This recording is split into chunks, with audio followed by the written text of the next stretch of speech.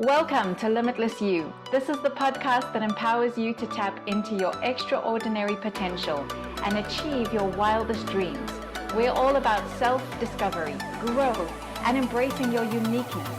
I'm your host, Taryn, and I am thrilled to embark on this journey called You. Hi, and welcome to this week's episode of Limitless You. I am so excited to have you here today.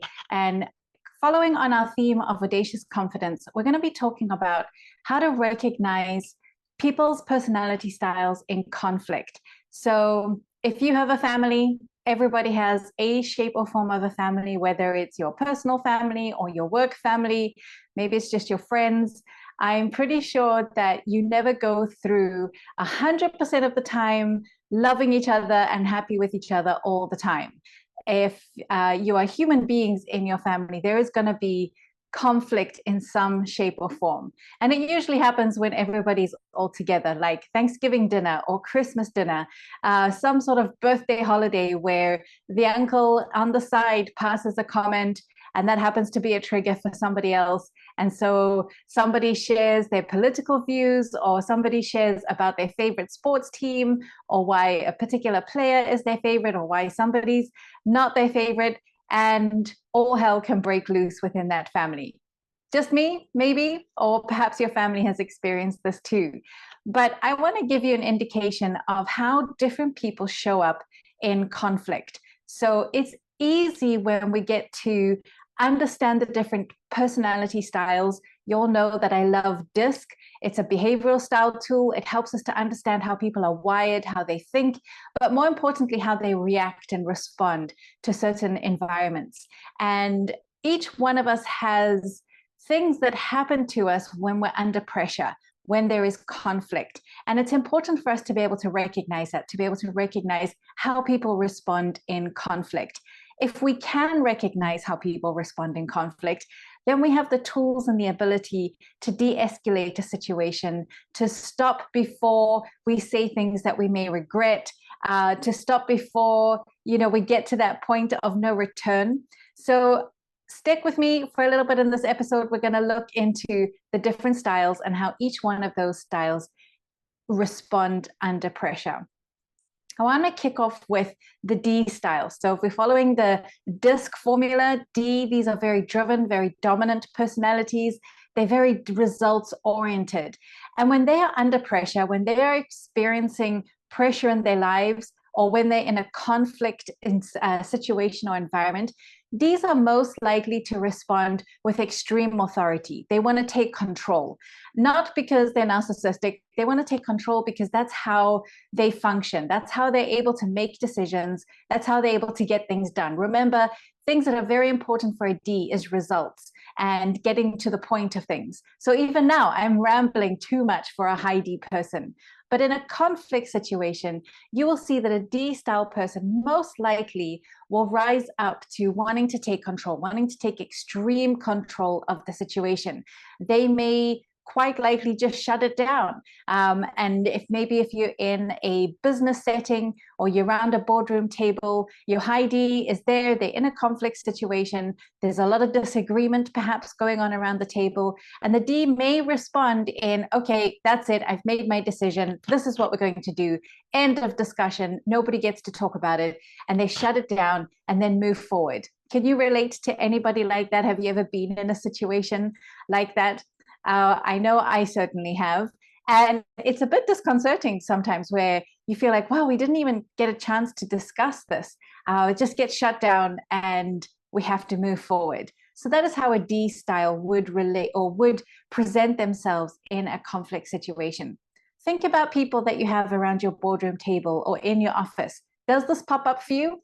There's a hint that they may be a D-style person, but their D may increase in conflict or under pressure. When we are under pressure or when we're experiencing conflict, that is when we're least likely to regulate our emotions or our mindset.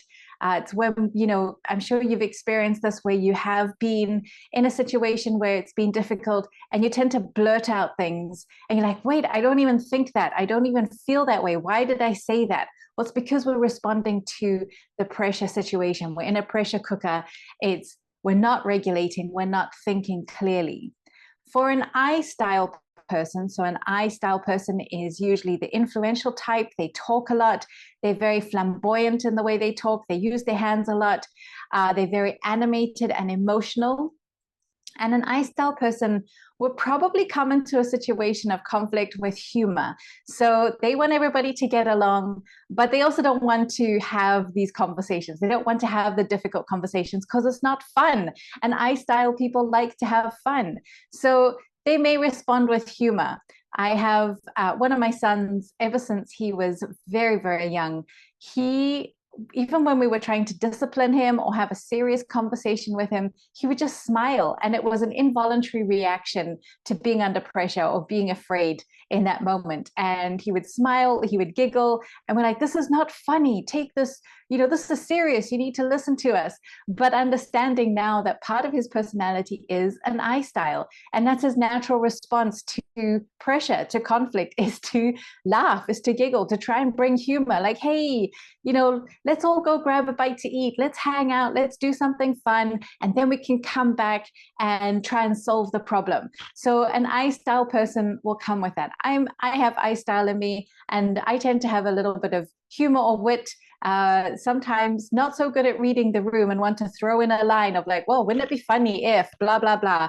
And it's really not appropriate sometimes, but it's my way of coping with stress or with conflict in those moments. So think about the people you're with. Maybe you find that the person who tends to bring humor into a stressful environment, maybe you think that they're being insensitive. Maybe you think that they don't care about what is happening around us. But actually, it's not that they're being insensitive. It's that is how they cope with stress. That is how they deal with a conflict situation, is they like to make it lighthearted, like to make it, a bit of a joke around it. And they don't really know what to do with themselves in a stressful situation. So they want to jump out of the conflict. They try to, put people out of the discomfort because conflict is so uncomfortable. And they're trying to lighten the situation, make people feel more comfortable so that we can find a solution. So take advantage of those people in your organization. If you find they're there, allow them to break the ice when maybe there is discomfort or a conflict situation. Give them opportunity to use that strength that they have to bring back the conversation to a de-escalated environment and a de-escalated style. So those are the I's. That's how they are responding under pressure. The next style is the S. So we've done the D, the very dominant person. We've done the I, that's the influencer. And then we have the S. The S style, this is your steady, very compliant person. They are usually very thoughtful and sensitive. They hate conflict. Usually an S style person would be defined as a peacemaker. And so they want to make sure that there's harmony and peace in the situation, in the environment. They usually are the type who are like, you know what, let's talk this out. Everybody can get an opportunity to talk. Probably find an S is the person who came up with the idea to pass the baton or the wand or the shoe or the brush or whatever it is that people use in a situation where it's like, okay, I've got the wand now, it's my turn to talk. So an S style under pressure is going to be the person who's like, okay, everybody will get a turn to talk. Let's all talk this out. And so they want to express everything. They want to get it all out there.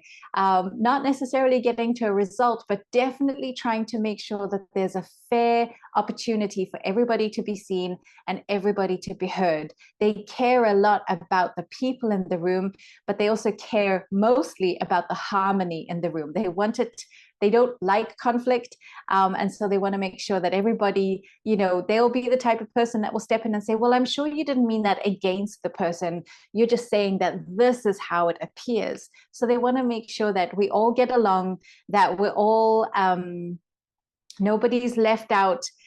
They don't want to give the appearance of favoring sides or favoring people. So they want to make sure that everybody gets a turn, and they're trying to get everybody back together. That's important for them. Even if there's a family conflict, it's like they'll be the person, they'll be like, it's okay, Auntie Joe, said this, or Uncle Peter said that. And so they want to bring everybody back. They want to encourage everybody to talk it out. They'll probably say was like, well, it's not such a big deal. Let's change our perspective on it. And so they are great peacemakers, and you can take advantage of this too. If you have an S-style person, which you probably do because they're the majority of the population, but the S-style really wants to help bring harmony and peace into the environment, into the situation. They're going to look for allies to jump on board with. So they're going to be saying like, don't you agree with me? Or do you agree with me? So they're looking for allies. They want to strengthen the camaraderie of the group. And then lastly, we have the C-wired person. So your C-wired person is very analytical.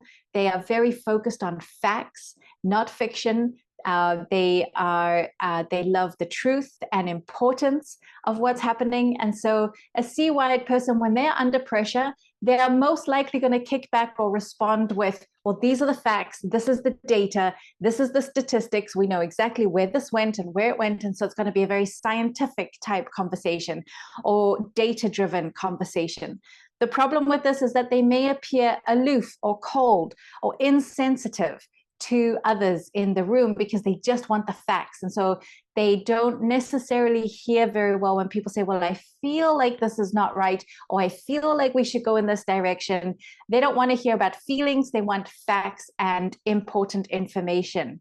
They are very good at sticking to the objective facts. How can I get everyone to cut out all the drama? If we can just erase the drama, we can get to the facts, we can get to the results, and then we can move forward. So if you have a high C in your life, if they are really pressing you for facts, if they're really pressing you for information, it may be that they find whatever it is you're talking about extremely frustrating or difficult to talk about, because they don't want to make a decision or move forward unless they're absolutely certain about this is how the conversation should go.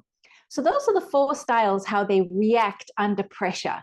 And awareness is such an important thing, because often we can take these conversations so personally. If a high C is in the room, say, for example, my husband, he has high C tendencies. And if we're discussing something like going on vacation, he may want to be like, well, what time are we going to leave? How much is it going to cost? How are we going to do this? How are we going to do that? And I want to just be like, oh, well, isn't it going to be a great adventure? We're going to have lots of fun. We're going to see all these things. And I may feel that he doesn't want to do these adventures, or he doesn't want to try these new things because he's asking me for all these details and I don't have the details. And so I may feel like that's him trying to say, no, we can't do this. Where, as a matter of fact, he's just trying to find out the information. And if I understand his style, I can minimize a lot of the drama just by understanding that in order for him to process, I need to be able to present him with some well thought out facts and information. But he also truly is becoming aware of my style. And so he needs to know that if we only talk about the facts, if we only talk about the details, and we don't allow ourselves to dream, talk about the frilly edges of the things, then that can be stressful for me, because I crumble down when it comes to numbers and needing to number crunch and do all these things. Like it stresses me out. And so we learn to balance these things out with each other. If you are working with a high D, so I'm gonna talk a little bit about what are some good do's and don'ts for communication for the different styles, so that you can avoid this type of conflict. So if you're working with somebody who is a high D, you want to avoid babbling and rambling on. You want to get to the point, straight to the point, 60 to 30 seconds, straight to the results. Ask them, this is what I think. This is the information I have. What do you think about it? And allow them to respond. So the faster to the point you can get, the better. If you're talking to a high I, you want to make sure that you ask them how they are. You talk about their feelings. You talk about what are they doing? Who did they see recently? Give them opportunity to be sociable. It doesn't have to be 20 minutes of wasting time, in your opinion, on a social environment, but it does allow them to say, oh, okay, this person sees me, they hear me, I can talk to them. So give them opportunity to express themselves. If you are talking to a high S style, you don't want to be overly aggressive. So the tone of the conversation is very important. You can slow down your speech. You can reduce the volume of your tone and speak in a gentle manner to them, because it can come across as aggressive. You don't want to be overly critical of the work or the things that they do, because their ability to give to you, to perform in their jobs, to perform in their position is so important that criticism can be taken very personally. Of course, there is room for critical input, and of course there is room for growth, but you want to be able to create an environment where they trust you so that they can receive that criticism and they can improve on their skills and their work that they provide for you. And then lastly, if you're talking to a high C style person, so remember, this is someone that is very analytical, someone that enjoys the facts and the data. You need to come prepared to the conversation with facts and data. Have your information in bullet points. Know what you're talking about. You can't just suck it out of thin air and be like, well, 67% of all statistics are made up, and then have no proof as to where you found that statistic. You want to be able to back up your information with facts and data. Another important thing for S's and C's is to give them opportunity to ask questions. So a great way to eliminate conflict or to prevent drama when working with a high S and a high C style person is give them opportunity to present questions. So to ask you for clarification. The C's will probably ask for clarification on very specific points, and the S's may require a little bit of time. So you could set a time and be like, okay, this is the information. This is what I need from you. Do you understand? What have you heard me say is a great question to ask. And then I think it would be really good to have a check-in time. It could be in a few hours' time. It could be the following day, or if it's on a certain project, whenever that is due. Have some check-in times so that they have the ability to ask questions for clarity if there's something that they didn't quite get at the beginning, or they've pursued a little bit more information and they want to get a little bit more information on it. Have those check-in times so that the S's are able to really give everything that they have and be able to present the work to the standard and the quality that's so important to them. Those are some great communication do's when it comes to wanting to eliminate conflict, wanting to reduce drama within an organization or a setting. But I think what the most important thing is in all of this is taking time to understand the style of the people that you're working with. If you want to be an audaciously confident leader in your workplace, whether you are a business owner, whether you're doing sales with your team, maybe you are leading a team of people, if you want to be audaciously confident as a leader, you need not only your self-awareness, so who are you, what is your style, how do you communicate, but what is the style and the awareness of your team? What patterns have you noticed with people in your team? I was working with an organization at the beginning of this year, and they had someone on their team who was brilliant on paper, had a lot of degrees and accolades and just so much, but for some reason they just seemed to be holding back in their workplace. And when I sat with their manager and we were able to go through their DISC style assessment, I was able to see that this person was a very high S person. They had incredible insight. They knew their work back to front, but the manager had tried so much to give them freedom of, you can be free to do whatever you want, you implement it the way you want, you have all this freedom for creativity. And that actually began to create conflict for the team member because they didn't have the parameters within which to work.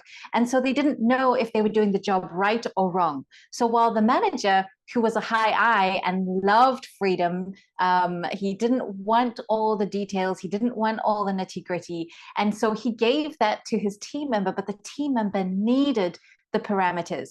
And so there was so much conflict at the beginning between the two of them of, why aren't you showing up? Why aren't you doing all the things you're supposed to be able to do? Not realizing that team member needed to know, this is the box within which you can play, and then be able to expand from that. So no, he didn't want to limit the person. He was doing something great. He wanted to give them opportunity to grow, but hadn't given them the parameters with which to grow with. And so when I was able to explain that to this manager and be able to say, you have a brilliant person here, they just need to know where to color in the lines, and then they will make it a beautiful masterpiece.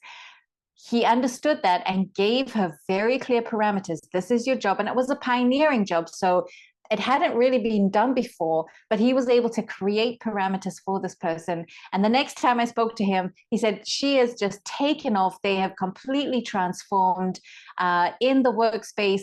Their brilliance was able to come out because now they were no longer in conflict. They were no longer feeling the stress, but they had so much clarity on how to work and what was allowed. And within that clarity, she was able to step out into her creativity and create the systems and create the programs that were necessary for her to move forward. And her performance shot through the roof. So understanding the style of your team is really important to be able to reduce and eliminate conflict, to be able to reduce and eliminate stress, and understanding how we respond and communicate when we're under stress, again, helps, because now I get to de-escalate a conversation when I know that, yes, maybe you're feeling under stress because I can see you trying to take control. I can see you trying to just shut it down. It's like, okay, let's talk about the challenges. Let's talk about what's important. And I get to preempt what some of those conversations can look like. I come prepared and I get to bring high performance to the people around me, whether I'm working with a team member, a client, whether I'm on sales, whether it's in my family relationships. All of these things are important, and everybody has a pattern that they follow with their personality styles. So what do you need to know about your team's personality styles? Well, look for the patterns. Look for the things that are happening when they're under stress. Go back, listen to how I showed you how some people responded under stress, and look for those patterns in your team so that you can begin to understand who your team are and how they respond in conflict or under stress. I would love to help you anymore. If you want to know more about how to use DISC for yourself or in your team, shoot me a line below, or you can book a discovery call with me. We can have a strategy session and look at who's on your team and how we can help. Thank you so much for being with me today. I look forward to seeing you next week.